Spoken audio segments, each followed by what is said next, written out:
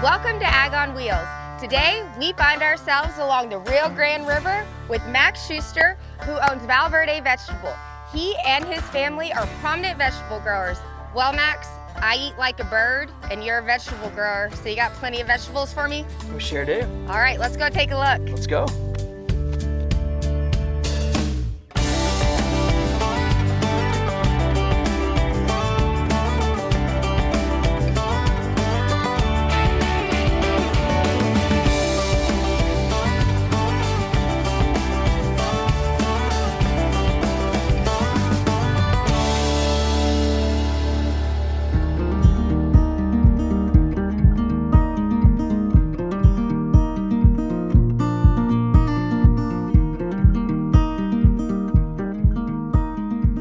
Max, you were a college football player. What made you want to come back home and farm here in the Rio Grande Valley? Growing up down here, I think that's the only thing I wanted to do. I wanted to come back to the farm after graduating college. Funny thing was, my dad wouldn't let me come home right after college. So I actually had to work for another company for 2 years before I could come back down. I think once those 2 years were up, I made it down here as quick as I could. The Rio Grande River is the lifeline for irrigated farmers. And being a vegetable farmer, you've got to have water. Yep. So tell me a little bit about your irrigation practices, and is this your only source of water, or do you use wells? So we don't use any wells where we are. The Rio Grande River in our area is the only source of water that we do have. We pump out of the Rio Grande River into the canals. We also do a flood irrigation and a drip irrigation for certain crops. The Rio Grande River is, without it, we wouldn't be farming vegetables. We'd be in a world of hurt. And we don't use wells, you said, because the water tends to be a little salty. Right, so the water tends to be too salty, and salt in our vegetable crops, it doesn't work. With the salt in the ground, the plant just can't take up the nutrients that it needs to grow. So the Rio Grande River is perfecto. Much better, yes.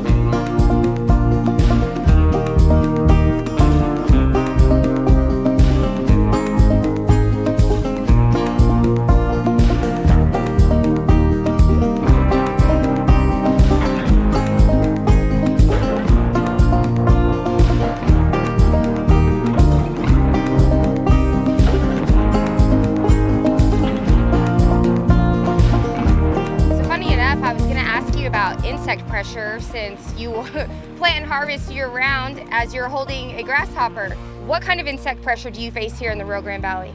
Down here, we have such mild winters, right? So one of the issues is we have not a lot of cold time, which would knock a lot of our insects down during our growing season. One of the biggest pressures we face is that we're in an area that not only grows vegetables, but also grows row crops. So, for instance, when they defoliate cotton, right? We have a big issue with whiteflies, because whitefly are looking for something else green. So early in our season, we have an abundance of whitefly. So as soon as we're starting to plant our vegetables, and our vegetables are just coming up, or even to this point now, you can look around and see whitefly. That is probably one of the biggest things we face is whitefly. Later in the season, we also deal with armyworms, diamondback moths, and just, countless insects. But I think just because of our mild winters, unfortunately, don't have that cold to knock them down. It's a constant battle. It is, every day.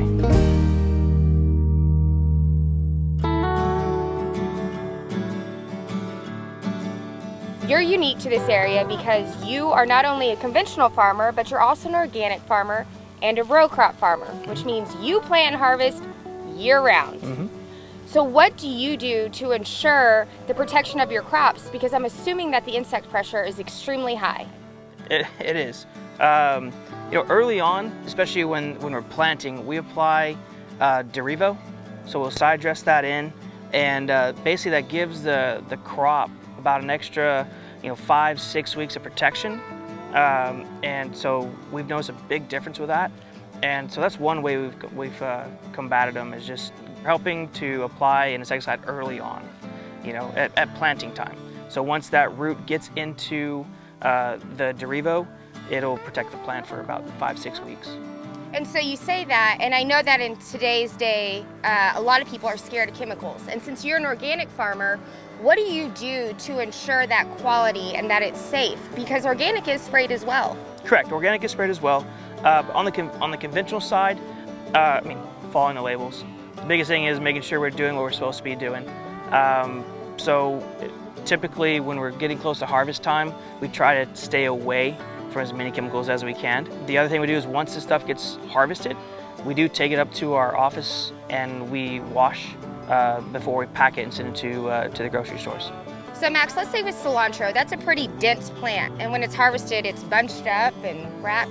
How do you prevent weeds with such a dense plant like that? So early on, again, once we plant, we'll spray Caparol over the top, and that really helps with all the weeds. How do you battle weeds when it's organic? Because a lot of times people are like, oh, well, it's not sprayed. On that one, it's by the good old hand. We have to get out there and pull all the weeds by hand, whatever we can get with our cultivators.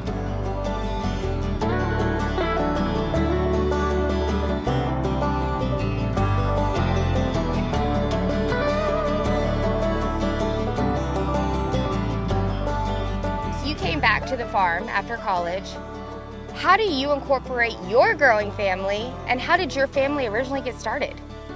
My grandfather moved from Austria back in the 1930s, and he started farming as soon as he got over here. When my father came along, right, he picked it up and he kept going, and then I just wanted to continue being a third-generation farmer. And so how do you incorporate your growing family? You have 2 girls, a little boy, and a wife. Yeah. Keeps you busy, doesn't it? Yeah, keeps me busy. Besides all the soccer games and other activities they have going on, we come out to the farm quite a bit, and the girls love running around. If it's cotton season, running out in the fields there, or cabbage harvesting, they love being out in the fields. So I like to immerse them in it and help them understand where their food comes from, and they absolutely love it. And I think that's so crucial in a world where agriculture is now being taken for granted. Yeah. So they are our future. Yep. It's up to you to teach them then. I hope so.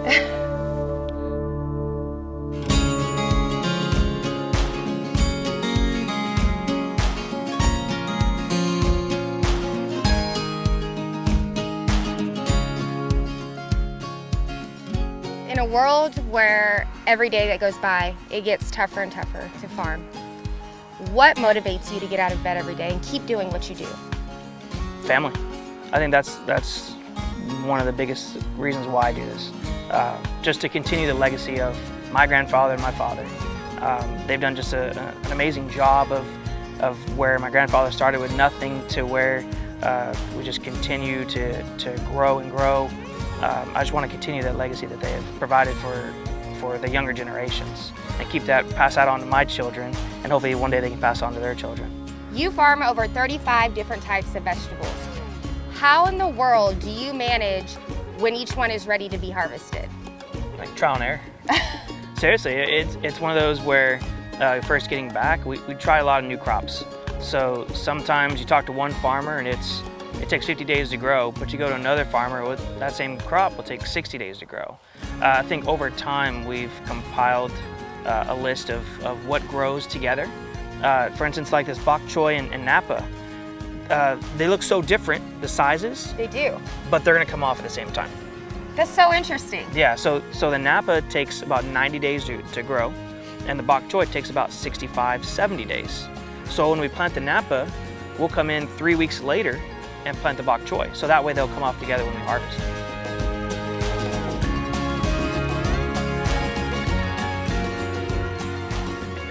You didn't go to a farming school. No. But you moved back home and you're running the farm. What is your most memorable experience? I think for me, the most memorable thing would be to be able to get started farming with my dad, right? Having him alongside me, having him help me. He allowed me to make my own mistakes. So that's one of the best things he allowed for me to do, was to make my own mistakes. So obviously not costly mistakes, we don't want to lose the farm. I make those all the time, don't worry. But it's important, and I think having him there, I think that's just been one of the most memorable parts of coming back to the farm. Being there with my family, working alongside my brother and my dad, and just growing from there. And then now having Megan by my side, my wife, and all three of my little kiddos out here with me, I think there's gonna be a lot more memories coming down. And so your brother runs all the financials. Your dad is El Jefe, the boss. He is El Jefe. Yeah. And well, I don't know. My mom says that she's really the boss. She's the real boss. So whatever she says goes. Hey, you took the words right out of my mouth. I was going to say your mom and your wife probably crack that whip and keep you in line. They do. Yeah. That's what my husband does for me, because Lord knows I'm crazy.